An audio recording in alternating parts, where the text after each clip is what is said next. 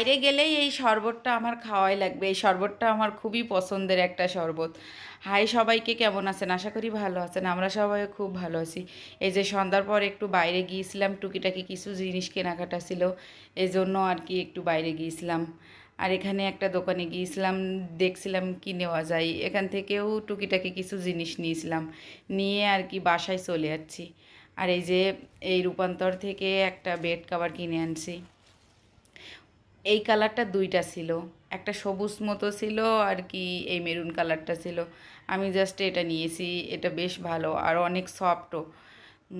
বেশ ভালো লাগছিল আমার কাছে, এজন্য নিয়েছিলাম। কেমন হয়েছে বেডশিটটা অবশ্যই জানাবেন। আমার তো খুবই পছন্দ হয়েছে। আর এখানে কিনছিলাম দুইটা ফুলদানি কিনছিলাম। বেশ অনেক দিন ধরে ভাবছিলাম দুইটা ফুলদানি নেব, এজন্য দুইটা ফুলদানি নিয়েছিলাম। আর আমার টিপ শেষ হয়ে গেছিলো, 2 কৌটা টিপ কিনছি।